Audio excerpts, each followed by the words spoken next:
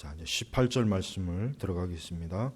18절 말씀에 보면은 미련한 자들은 어리석음을 상속받으나 슬기로운 자들은 지식으로 면류관을 삼는다. 자, 이 잠언의 말씀의 하나의 문학적 표현 양식을 보면은 대꾸법이라고 하는 게 있습니다. 그러니까 우리가 18절 말씀도 그렇고 19절 말씀도 그렇고 항상 두 종류의 사람을 대조하죠. 미련한 사람, 슬기로운 사람, 악한 사람, 선한 사람, 가난한 사람, 부유한 사람.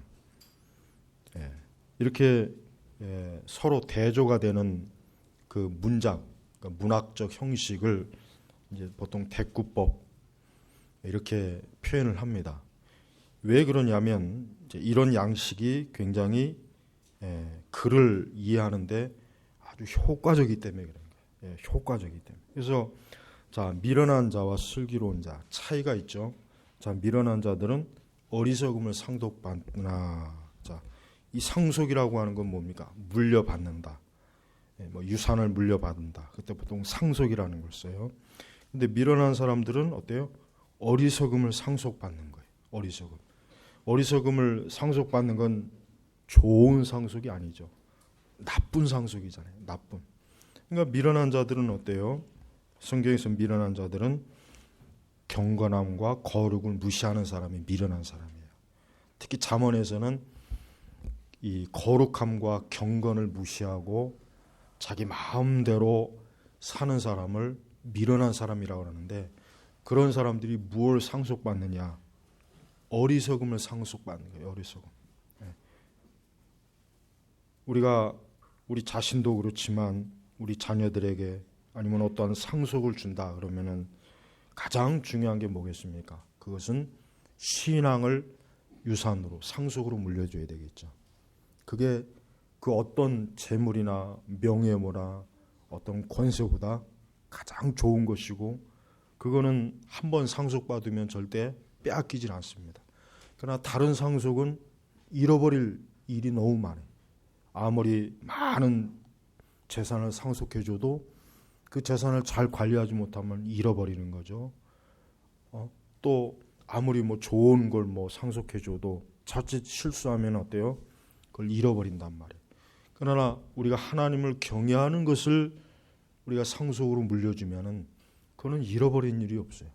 그거는 안전하게 하나님의 손에서 지켜주는 것이고 하나님의 손에서 보호해 주는 것이에요. 그래서 우리 그리스도인들은 우리 자신이나 우리 자녀들에게 어리석음을 상속하지 않도록 불신앙, 불경건, 죄의 열매, 죄의 습성 이런 것들을 상속하지 않도록 항상 주의해야 되는 것입니다. 반대로 지혜로운 자들은 지식으로 면류관을 삼는다. 여기서 말하는 지식은 하나님을 아는 지식이에요. 우리 성도들은 일생을 살아가면서 하나님 아는 것을 힘써 많이 추구해야 돼요. 하나님 아는 지식을 쌓는 걸 즐거움으로 기쁨으로 여겨야 돼요. 어떻게 여겨야 되겠습니까? 마치 돈을 좋아하는 사람이 통장에 액수가 늘어나는 걸 기뻐하잖아요. 자기의 금고에 재산이 증식되는 걸 그들은 낙으로 삶의 어떤 유일한 기쁨과 낙으로 여기는 거예요. 우리 그리스도인들은 정반대로 우리가 하나님을 아는 일에 그게 우리의 기쁨이고 낙이 돼야 돼요. 사실 그런 낙이나 그런 기쁨이 없다면 우리는 아마 다른 것으로 어떤 낙을 삼거나 기쁨을 삼을 게 틀림없습니다. 사람은 절대 중립적일 수가 없거든요. 그래서 우리 그리스도인들은 항상 어때요? 지식으로 면류관. 이 면류관이라는 건 뭐겠습니까? 면류관. 상급을 표현하는 거거든요. 계시록에 보니까 이 면류관, 이 성도들에게 주는 면류관이 나와요. 그러니까 분명히 하나님께서는 하나님의 백성들에게 큰 어떤 상급을 주시는 거예요. 근데 여기 보니까 슬기로운 자, 즉 하나님을 경외하는 자는 하나님을 경외하는 그 지식, 하나님의 말씀, 하나님을 섬기는 그 거룩함, 이게 그의 면류관이, 그 자체가 그에겐 상급이고 그에게 그가 가장 귀하게 여기는 보물이요 축복을 말하는 것입니다. 그래서 여러분, 우리는 어리석음을 상속받아서도 안 되고 어리석음을 상속해줘도 안 되는 것입니다. 그 대신 우리는 하나님을 아는 지식을 우리가 상속을 받으면 좋고, 내가 그런 걸 상속을 받지 못하면 나라도 내 대라도 상속을 해줘야 되는 거예요. 사실 가장 좋은 것은 뭡니까? 늘 그렇지만 하나님을 공경하고 하나님을 경외하는 것을 유산으로 물려받는 게 최고로 좋은 거예요. 그것만큼 진짜 좋은 건 없는데 그런 것들을 받는 사람들은 극히 드뭅니다. 사실 드물어요. 그리고 또 그러한 것을 영적인 보물을 유산으로 주는 것도 드문 일이에요. 그러니 여러분, 우리 교회 우리 성도분들은 오늘 말씀처럼 하나님을 아는 이 거룩과 경건의 지식을 유산으로, 이걸 면류관으로, 이걸 상급으로, 이걸 상속할 수 있는 그런 은혜를 달라고 하나님 앞에 기도하시기 바랍니다. 이 땅은 이 어리석은 자들이 득세하는 세상이에요. 이 세상은 마치 어리석은 자들이 슬기롭고 지혜로 있는 것 같이 그렇게 처신을 하지만 실제로 뭡니까? 하나님 앞에서는 그들은 다 미련한 사람들이, 어리석은 사람들이에요. 우리는 이 세상에서 무엇을 남기느냐, 그게 사실 우리 인간이 참 중요한 문제예요. 어떠한 유산을 남기느냐. 우리는 육적인 것을 남길 그런 관심을 가질 필요는 없습니다. 권력을 남길 필요도 없고, 많은 재산을 남겨야겠다, 무슨 명성을 남겨야겠다, 그런 게 그건 다 사실은 시간이 지나면 결국 사라져 버리는 거예요. 진정으로 우리가 남겨야 될 유산은 하나님을 그 영광을 아는 지식이에요. 여러분이 그 제임스 패커의 그 하나님을 아는 지식을 보면은 그 첫 번째 장의 그 첫 문단을 보십시오. 그 첫 문단에 보면은 스펄천 목사님이 20살 때 설교한 그 설교 내용이 있어요. 그 설교의 내용을 보면 제임스 패커도 그랬지만 어떻게 20살짜리가 이렇게 하나님을 아는 지식을 풍성하게 가지고 있었을까 감탄하는 그 내용이 있어요. 그걸 한번 꼭 읽어보십시오. 우리가 사실 그 정도만 된다면 사실 더 이상 바랄 게 없어요. 그냥 하산하면 돼요. 하산. 무슨 도 닦는 것도 아니고. 그러니까 우리는 위대한 하나님의 사람들을 보면 가장 부러운 게 뭐냐면 어떻게 이렇게 하나님을 아는 지식을 이렇게 광대하게 깊게 알았을까. 그게 제일 부러운 거예요, 사실. 이건 도저히 우리는 정말 이렇게 근처에도 못 가는 걸 어떻게 이렇게 알았을까. 그게 얼마나 참 뛰어난 것입니까. 우리는 이 난쟁이들, 전부 다 이 난쟁이들이 있어요. 난쟁이들. 거기서 난쟁이보다 조금 큰 사람이 대단한 척하지만 실제 영적인 거인들 앞에 서면은 보이지도 않아요. 어디 있는지도 볼 수 없어요. 그 사람들 발밑에 어디 깔려 있는지도 모르고. 그만큼 이 하나님을 아는 슬기로운 지식, 이 하나님을 아는 지식이라고 하는 것은 우리가 생각하는 것 이상으로 엄청나게 대단한 것이 큰 것입니다. 그러니까 교회는 그와 같은 것들을 우리 성도들에게, 신자들에게 열심으로 부지런히 줘야 돼요. 그렇지 못하면 교회는 뭐예요?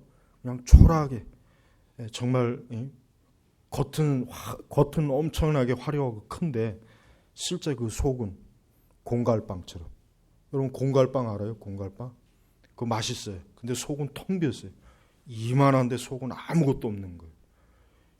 딱 먹고 나면 이게 속았다는 느낌이 드는 거예요. 실제로 크지만 교회가 굉장히 화려하고 멋있지만 그 속은 텅 빈 게 이게 바로 우리 시대의 이 교회의 사실 실제 영적인 모습이란 말이에요. 그러니까 알맹이가 있어야 돼. 알맹이. 근데 그 알맹이가 하루아침에 채워지는 게 아니죠. 오랜 인내와 수고와 핍박과 그런 그 믿음의 그 깊은 뿌리를 내려야 된단 말이에요. 자, 사람들은 건물을 볼 때 뭘 봅니까? 멋있는 장식, 화려하다, 잘 지어졌다, 야 멋있다, 디자인도 예쁜데 대부분 사람들은 건물을 그걸 봅니다. 그러나 실제로 그 건물에 살아보면 뭐가 중요하냐면 수도가 잘 나오는지, 벽은 제대로 잘 서 있는지, 기초가 잘 되어 있는지, 철근은 제대로 들어갔는지, 그게 중요한 거예요. 그렇습니다. 여러분, 우리의 기독교 신앙도 껍데기는 중요한 게 아니에요. 껍데기는 뭐 두 번째 문제고, 실제로 우리 신앙의 철골, 기초, 이걸 깊이 쌓아야 되는 거예요. 멋있고 화려한 것만 쫓다가 보면은 지금 오늘 저 복음주의 교회하고 똑같이 더럽게 돼버려요. 그러니까 우리 개혁신앙, 개혁교회라고 하는 것은 뭡니까? 개혁교회는 신앙생활이 자칫하면 지루할 수 있어요. 재미도 없고 지루하고 뭔가 모르게 좀 뭐랄까, 이 육적인 흥미 요소가 사실은 없어요. 그러니까 제대로 된 개혁교회라면. 그러나 하나님의 말씀과 교리로 깊이 기초와 내부를 잘 해놓으면 그런 튼튼한 기초 위에다가 화려한 걸 얹어놓으면 어때요? 진짜 그것이야말로 정말 가장 좋은 건물이 되는 거예요. 그러니까 여러분, 정말 튼튼하고 중요해야 될 것은 허약하고 실제로 없는 경우가 많이 있어요. 그저 겉에 화려한 것만, 화려한 장식만 잘 멋있게 꾸며가지고 눈에 그냥 혹하게 만드는 것. 이러한 신앙은 우리는 절대 이걸 가까이 하면 안 됩니다.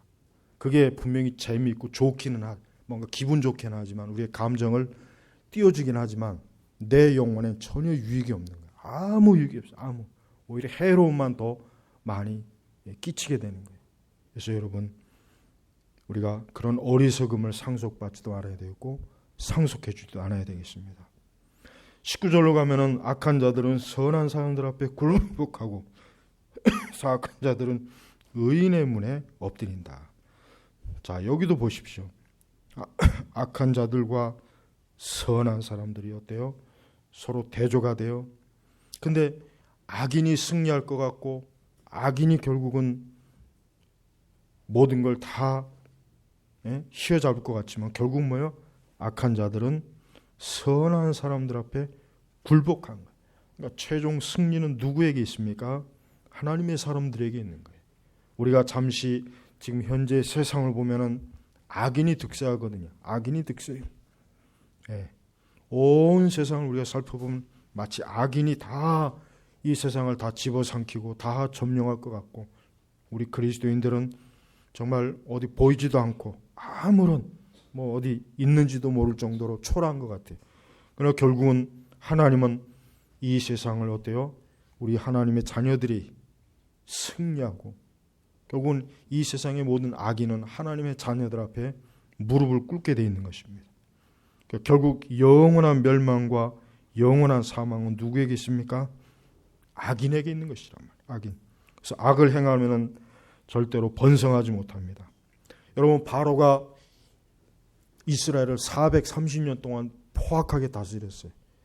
이스라엘은 그 바로 앞에서 이제 완전히 망하고 이제는 완전히 죽을 것 같은 결론이 일어날 것 같았는데 하나님께서는 모세를 보내셔서 오히려 뭡니까? 바로가 이스라엘 백성 앞에 무릎을 꿇게 만들잖아요. 결국 무릎을 꿇게 만든단 말이에요. 삼손이 잠깐 정신이 나가가지고 이방 여인에게 홀렸지만 결국은 하나님께서 그 삼손에게 어떻게 해요?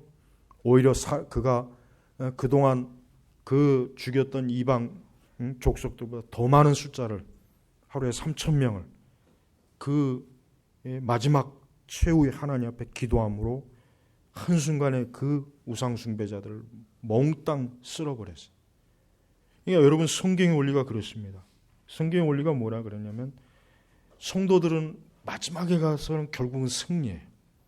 결국은 마지막에 가서는 성도는 악인을 굴복시키고 악인은 성도들 앞에 무릎을 꿇는 거예요.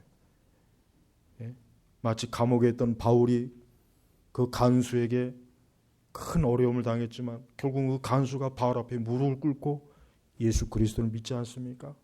바로 그것입니다. 그러니까 우리 성도들은 뭐 주변에 뭐 다 불신앙자고 내 주변에 하나님 믿는 사람도 없고 이거 도대체가 이거 뭐 좀 같이 좀 이렇게 경건하게 믿는 사람이 있으면 좋겠다.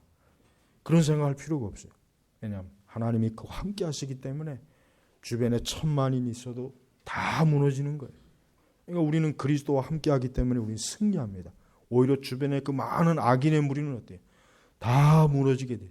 다 홍해 바닷가에 다 수장돼서 물고기 되는 거예요. 그러니까 절대 악인은 승리할 수 없습니다. 악인은 득세할 수 없는 거예요. 왜? 여기 하나님의 법이에요. 악한 사람은 선한 사람한테 굴복하고 사악한 자들은 의인의 문에 엎드린다. 벌써 하나님이 딱 이렇게 말씀으로 정하셨기 때문에 악인은 절대로 의로운 하나님의 백성들, 하나님의 교회를 당해낼 수가 없는 것입니다. 그러니까 우리 교회는 담대해야 돼요. 교회는 담대해야 돼요. 교회는 수가 적건 작건 그거 문제가 아니에요. 오히려 반대로 교회가 크고 숫자가 많다고 해서 교만하면 하나님께서 떠나시는 거예요. 오히려 하나님이 떠납니다. 진리가 떠납니다. 진짜로 그래요. 교회가 하나님을 의지하지 않고 하나님의 진리를 의지하지 않으면 결국은 성령께서 정말 떠나셔요. 아예 그저 인간의 힘으로 세운 하나의 종교 제국일 뿐이지 실제로는 성령의 진리의 역사가 없는 것이란 말이에요. 그러니까 우리가 그걸 잘 분별할 수 있어야 돼요. 그러면 그런 것에 속아 넘어가면 안 되죠. 그래서 여러분 성도는 영원히 다스리는 복을 누린다는 것. 결국은 계시록에도 보면은 성도들이 결국은 천사들을 다루십니다. 하나님이 그에게 통치권을 주신 하나님 나라를 하나님께서 다스리도록 하나님이 그에게 큰 은혜를 부어주시는 것을 우리가 계시록에 볼 수 있는 거예요. 그러니까 성도는 이 땅에서 초라한 게 아니야. 우리는 왜 이렇게 초라할까? 왜 우리는 이렇게 적을까? 아닙니다. 그 많은 악인들이 결국은 다 어때요? 선한 사람들 앞에 굴복하고 의인의 문에 엎드려지는 것입니다. 결국은 20절로 넘어가면은 가난한 자는 자기 이웃에게도 미움을 받으나 부자에게는 친구들이 많다. 가난한 자에게는 자기 이웃에게 미움을 받으나 그렇습니다. 여러분 이건 인간의 본성을 아주 적나라하게 얘기한 거예요. 부자는 다 좋아해요. 부자를 싫어하는 사람은 없어요. 그러나 가난한 사람은 싫어하는 사람, 좋아하는 사람이 없어요. 심지어는 뭐예요? 자기 이웃에게도 미움을 받습니다. 사실 가난하면 친척들에게도 미움을 받아요. 형제들에게도 미움을 받아요. 그러나 부자는 뭐예요? 환영받는. 이게 인간의 본성이에요. 본성이라고. 그럼 뭐 이 말씀이 그러면은 어떻게든지 부자가 되어라. 그런 말씀이 아니에요. 부자가 되어라. 그런 말씀이 아니에요. 가난한 자는 자기 이웃에게 미움을 받으나. 그러나 예수님은 뭐라 그랬습니까? 내 이웃을 내 몸같이 사랑하라 그랬어요. 내 이웃이 부자면 사랑하고 가난하면 미워하라. 이렇게 말씀하지 않았다면 예수님은 그 이웃이 가난하든 부자든 어쨌든 사랑하라 그랬어요. 사랑하라. 근데 이게 여기서 이제 인간의 본성, 가난한 자는 자기 이웃에 그렇습니다. 자연적인 본성은 가난한 자를 미워하게 돼 있어요. 부자에게는 친구가 많게 돼 있어요. 그러나 우리 신자들, 즉 하나님의 은혜 안에 있는 사람은 가난한 자도 미워하지 말아야 되고 우리는 사랑해야 되는 거예요. 부자라고 해서 그의 부를 보고 좋아하지 말고 그의 인격이 어떤지를 우리가 판단하는 거예요. 그게 중요한 것입니다. 그러니까 우리는 여기서 말하는 이 인간의 그 본질적 본성을 명확하게 알아야 돼. 우리 안에 이런 게 있구나. 나 역시 가난한 사람은 전화 받기도 싫고 찾아오는 것도 싫고 찾아가는 것도 싫고. 그러나 부자는 언제라도 부유한 자는 늘 가까이 하고 싶고 그의 부를 인하여 뭔가 좀 덕을 보고 싶어 하는 마음. 이게 우리 본성이라는 거예요. 바로 그런 본성이 우리 안에 있으니까 그런 본성대로 살지 말아라 하는 뜻으로 이 말씀을 주신 거란 말이에요. 그러니까 인간의 본성은 이렇지만 너희들은 내가 너희에게 새 계명을 주노니 너희는 서로 사랑하라. 예수님은 뭐예요? 예수님이 우리의 본성을 잘 알지만 우리가 거듭나고 중생한 자는 우리의 본성의 노예가 되지 않아야 되는 거예요. 바로. 또 그 다음에도 21절에 자기 이웃을 멸시하는 자는 죄를 범하나 가난한 자를 돌보는 자는 복이 있다. 보세요. 자, 가난한 자는 자기 이웃에게 미움을 받는다 그랬는데 21절에는 가난한 자를 돌보는 자는 복이 있다. 복이 있다. 그러니까 결국 뭐예요? 미워하지 말고 오히려 가난한 자가 있으면 돌봐줘라. 도와주어라. 보살펴줘라. 그럼 복이 있다 이거예요. 그래서 자기 이웃을 멸시하는 자는 죄를 범하는 것이나 어떻게 멸시해요? 가난하다고 멸시하는 사람은 뭐예요? 가난하다고 멸시하는 건 죄를 하는 거예요. 죄. 하나님 앞에 죄라는 거예요. 내 이웃이나 내 친척이나 내 형제나 뭐 내 친구나 그들이 가난한 자고 해서 미워하고 멸시하는 건 뭐예요? 하나님 볼 땐 그건 죄다. 이거 죄 짓는 거다. 죄 짓는 거. 그러니까 우리는 가난한 자가 멸시받으면 안 되겠죠. 예수님은 가난하셨습니다. 예수님 자신이 누울 자리도 없습니다. 예수님 자신이 가난했어요. 예수님 자신이 진짜 가난한 곳에 태어나서 가난하게 일생을 사셨습니다. 그리고 예수님은 가난한 자를 긍휼히 여기고 불쌍히 여겼어요.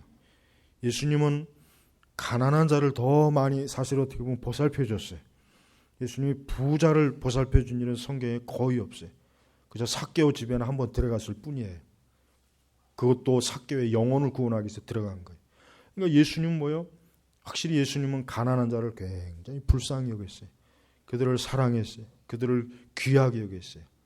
그러나 부자들에게 행한 일은 별로 없는 걸 확실히 성경에 기록을 보면 별로 없어요. 거의 없단 말이에요. 왜 그렇습니까? 예수님께서도 확실히 뭐예요? 가난한 자를 멸시하거나 미워하는 그 세대, 그 세상 속에 살아갔던 거예요. 그러니까 예수님이 오히려 가난한 자에게 더 오히려 예수님이 여러 가지로 긍휼히 여기고 그를 존중하고 멸시하지 않고 그를 보살피는 거예요. 우리는 가장 좋은 거 뭡니까? 하나님의 사랑은 뭐예요? 우리가 가난하다고 해서 하나님이 우리를 멸시합니까? 그렇지 않죠. 한때는 부자였다가 한때 가난한 사람은 어때요? 그 사람들은 부자였을 때는 많은 사람이 그를 찾아오고 많은 사람이 그를 좋아하고 많은 사람이 그의 친구가 되고 싶어 했는데 어느 날 갑자기 가난해지니까 아무도 없어요. 다 떠나가요. 그래서 옛말에 우리 한국 속담에도 이 정승집 개가 죽으면 막 사람들이 개가 죽었는데 사람들이 우리 개 키우시는 분들 개가 죽으면 누가 오는지 잘 한번 살펴보세요. 그 사람이 진짜 이웃이 자기가 키우는 애완견이 죽였다고 해서 조문하러 오면은 하나의 속담이죠. 그만큼 뭐예요? 정승이 죽으면은 이제 뭐 끝났구나. 그 사람 갔다. 그 사람 덕볼 일 없다. 그러나 아직 그 사람이 살아있지만 개가 죽으면 가서 그 개를 정성으로 추모하면 부자의 눈에 권력자의 눈에 참 예쁘게 보인다는 거예요. 참 속담을 이렇게 보면은 여러분 속담집도 한번 틈틈이 살펴보세요. 속담집을 보면은 그 속담이라는 게 인간의 본성을 너무 적나라하게 잘 드러내요. 왜? 오랜 시간 동안 축적된 지혜거든요. 사람들이 살아온 지혜를 간결하게 요약한 거기 때문에 속담을 보면은 정말 재밌는 게 정말 이 사람의 이 본성을 드러내는 말들이 너무나 많은 거예요. 여러분, 그러니까 우리 그리스도인들은 어때요? 하나님은 우리가 가난하던, 우리가 병들던, 우리가 성공하던, 우리가 실패하던, 심지어 하나님의 자녀는 우리가 죄를 범했을지라도 하나님 우리를 사랑하는 그 마음은 변치 않습니다. 절대 하나님 우리가 죄를 짓는다고 해서 우리를 미워하시는 분이 아니에요. 그가 중생하고 거듭나서 하나님의 자녀가 되었죠. 그럼 하나님 그를 계속 여전히 사랑하시는 거예요. 그러나 죄를 지었을 때 하나님이 징계하시는 거예요. 그러나 그 징계 자체도 사랑. 아예 징계하지 않는 그 사람 뭐예요?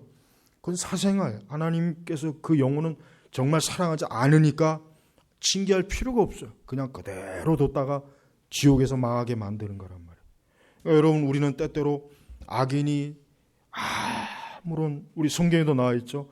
악인이 죽을 때도 시편에 나와서 부유하고 죽을 때까지도 덩가하고 정말 그런 걸 보면서 하나님이 정말 계신가? 근데 실제로 뭐예요? 그 악인에 대한 하나님의 저주.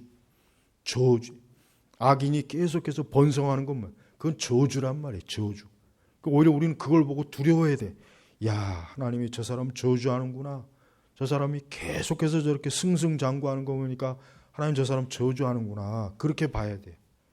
반대로 하나님의 사랑하는 자녀는 조금만 잘못해도 징계를 내리고 조금만 잘못해도 하나님께서 아주 엄하게 채찍 내리쳐갖고 절대로 하나님의 길을 벗어나지 못하게 하나님이 아예 딱 막아버린 그게 사랑이란 말이에요. 그게 사실은 하나님의 사랑이에요. 우리는 오히려 그러면 하나님이 참으로 나를 사랑하시는구나. 하나님 나를 정말 귀하게 여기시는구나. 하나님이 나를 생명의 길로 이끌어 주시는구나. 그렇게 알아야지. 징계가 왔다고 해서 낙심하는 건 뭐예요? 그건 하나님의 사랑을 모르니까 오해하고 있는 거란 말이에요. 여러분, 우리는 가난한 자를 돌보는 자는 복이 있다 하는 이 말씀이 얼마나 우리 예수 그리스도의 마음을 그대로 표현한 것입니다. 22절에 보니까 악을 꾀하는 자들은 길을 잘못 가는 것이 아닌가. 그러나 선을 계획하는 사람은 인애와 진리를 얻는다. 예? 성경에 뭐라고 했어요? 악을 꾀하는 자들은 길을 잘못, 그의 인생길을 잘못 가는 것이 아닌가. 그렇죠. 잘못 가는 거죠. 그러면서 그러나 선을 계획하는 사람은 인애와 진리를 얻는다. 여러분, 성경에서도 악을 꾀하는 사람들을 보십시오. 성경의 유심히 인물을 보면 악을 꾀하는 사람은 항상 그 끝이 어땠습니까? 망했어요. 사울, 다윗을 그렇게 원수처럼 잡아주려고 그러더니 결국은 사울이 멸망했죠. 바로 그렇게 이스라엘 백성들을 그냥 그렇게 못되게 포악하게 통치하니까 결국 나중에 멸망했죠.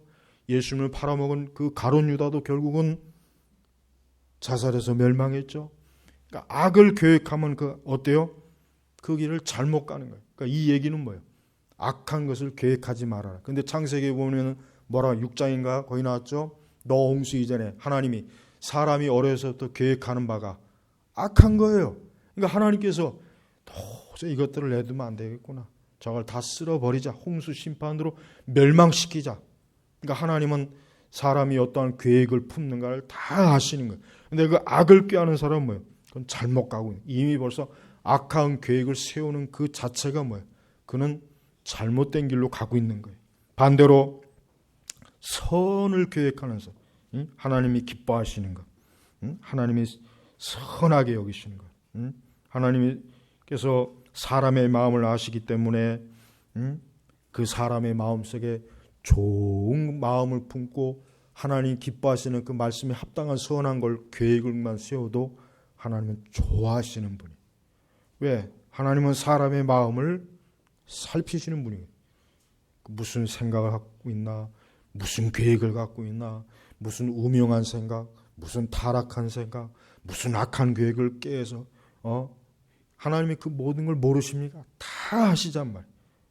그러니까 우리는 우리의 계획이나 우리의 뜻을 세울 때도 이게 하나님 보실 때 하나님이 선한 것인가?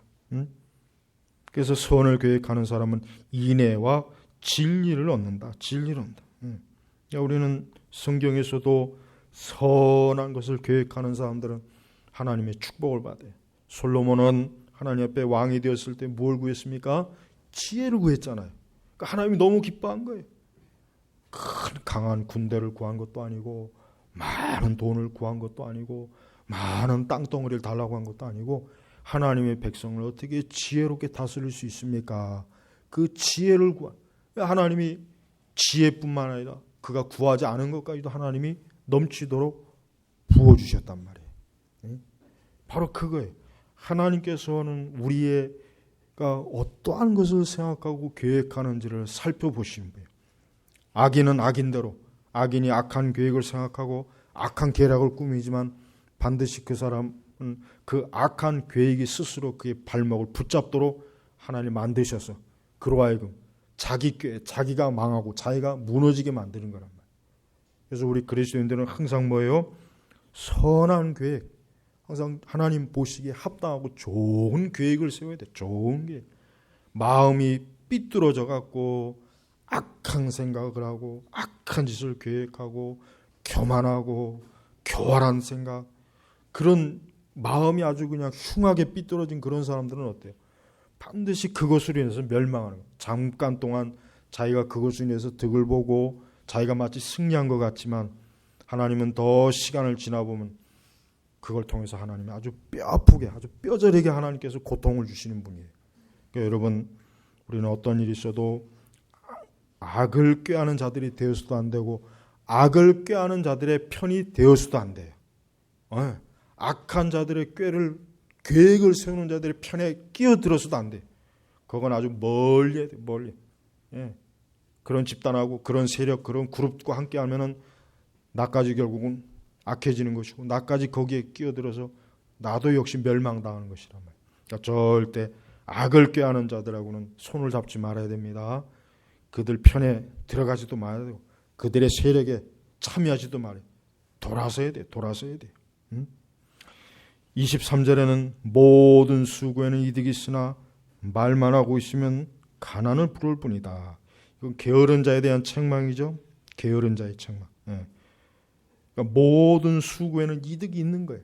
내가 부지런히 열심히 무언가를 하면 반드시 뭔가 어떤 수익이 들어오겠죠. 그것으로 인해서. 그러나 말만 하고 말만 입으로 갖고 사는 사람이 있죠. 여러분 주변에 그런 사람이 있어요? 아마 한두 명씩 다 있을 거예요. 그런 사람들 좀 드물지 않고 흔하거든. 입만 가지고 입만 직장에서도 입만 가지고 일은 다른 사람이 다 하는데 입만 가지고 나불나불나불나불 대고 뒤통수를 한 대 그냥 치고 싶죠. 아무도 없는 데서. 여러분 우리 신앙생활도 그래요. 신앙생활도 입만 가지고 신앙생활하는 게 아니에요. 우리의 신앙도 수고가 있어야 돼요. 신앙생활하기 위해서도 수고가 없으면 영적인 열매를 못 거둡니다. 그러니까 모든 원리가 그래. 세상의 모든 원. 심지어 악한 일에도 열심히 악을 행하는 사람은 뭔가 악한 열매와 소득을 얻어요. 심지어 악한 데도 동일하게 원리가 진행돼. 그러니까 여기서 우리가 모든 수고라 그랬잖아요. 그래서 모든 수고. 그러나 우리 그리스도인들은 분별력이 있기 때문에 선한 계획과 선한 수고를 해야죠. 그럼 거기에 분명히 소득이 있어요. 이득이 있는 거예요. 그러나 말만 하고 있으면 뭐예요? 가난만 불러 아무것도 없다. 말로만. 말로는 그냥 뭐 100층 빌딩도 짓고 말로는 그냥 온 세상을 다 살 것처럼 하지만 실제로는 아무것도 못 온다. 그러니까 게으른 사람은 이렇게 수고와 노력이 없이 이득만 바라니까 실제로는 뭐예요? 아무것도 들어오지 못한다는 거예요. 24절에 뭐였습니까? 지혜로운 자의 면류관은 자기 재물이지만 우둔한 자의 어리석음은 어리석을 뿐이다. 이게 지금 정확하게 18절하고 딱 연결이 되는 말씀이에요. 18절하고 24절하고 정확하게. 지혜로운 자의 면류관은 자기 재물이지만 우둔한 자의 어리석음은 어리석을 뿐이다. 미련한 자의 어리석음은 상속받는다. 그러니까 지혜로운 자. 성경에서 달란트 비유가 가장 이 말씀의 정확한 해석이에요. 달란트 비유 보면은 1달란트, 2달란트, 5달란트 이 달란트 비유에 1달란트 받은 자는 책망을 받았죠. 그거 가지고 아무것도 하지 않은 거예요. 그러니까 결국은 그 주인이 책망을 했단 말이에요. 그러나 나머지 달란트를 가진 자들은 그걸 가지고 이득을 보여줬어요. 주인에게 수익을 벌어줘 칭찬을 해서 더 많은 것을 그들이 맡았던 거예요. 그러니까 지혜로운 자의 면류관은 자기의 재물이지만 우둔한 자의 어리석음은 어리석을 뿐이다. 여러분 우리 성도들의 지혜로운 면류관, 우리 성도들의 자기 재물은 사실 뭡니까? 육적인 것이보다는 영적인 거예요. 우리는 하나님 나라의 면류관을 향하여 우리는 달려가야 돼요. 성도는 그가 그리스도를 믿는 그 순간, 예수 그리스도를 참되게 믿는 그 순간부터 어때요? 하나님 나라에서 받을 면류관을 향해서 이제는 뭐예요? 바울과 같이 그 십자가의 표대를 보고 계속해서 달려가는 거예요.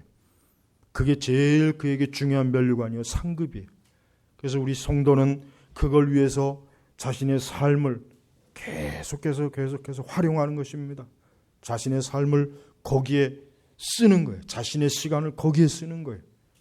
그래서 성도의 궁극적인 소망이 뭐예요? 결국은 하나님 앞에 영적인 보험을, 영적인 면류관을 얻는 게 이 성도의 궁극적인 뭐예요? 목표예요, 목표.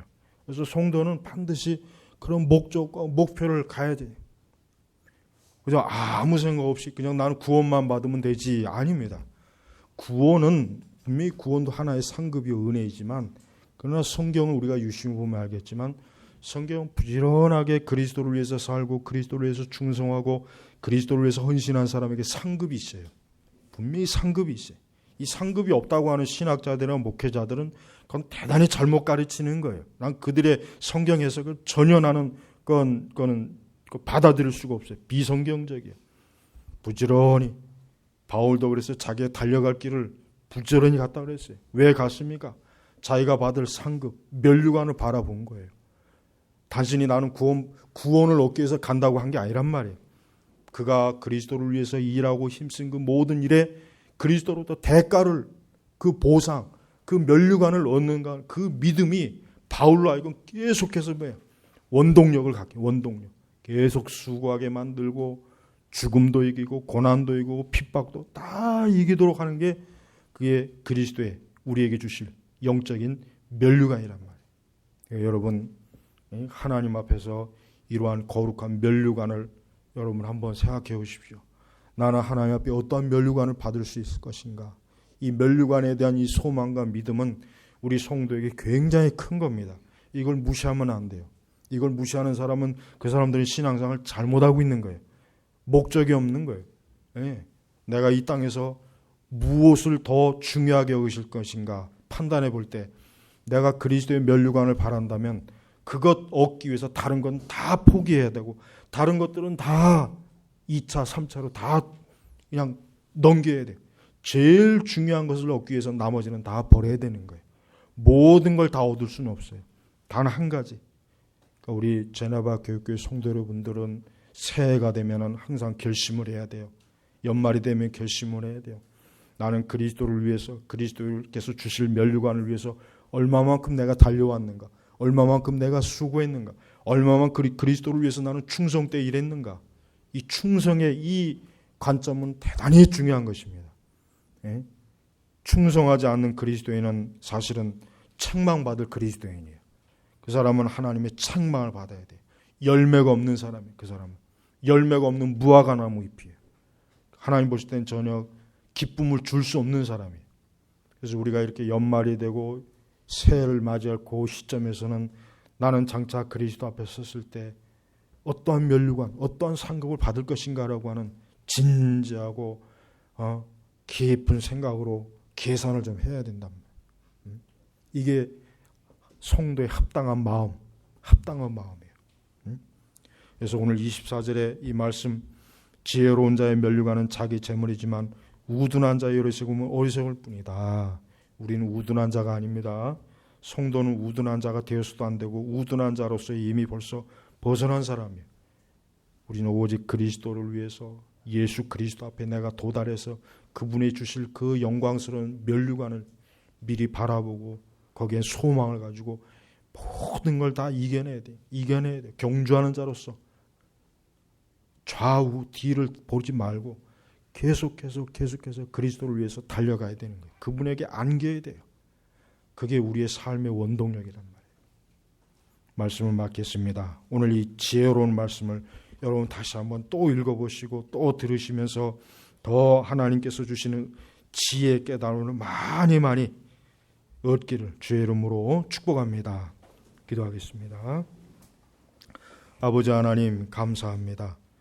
잠언의 이 말씀 한 구절 한 구절을 매 주일마다 저희가 배우고 들을 때마다 이 말씀을 더 많이 알고 더 깊이 깨닫기를 사모하는 마음으로 듣고 배우고 또 실행하게 하시옵소서. 우리가 이 세상은 지금 참으로 하나님의 지혜로 살지 않으면 도저히 살아갈 수 없는 세상입니다. 오직 하나님의 이 변치 아니한 이 빛나는 말씀의 지혜로 저희의 마음과 생각과 영혼을 채워 주시옵소서. 감사하며 살아계신 우리 주 예수님의 이름으로 기도 올렸습니다. 아멘.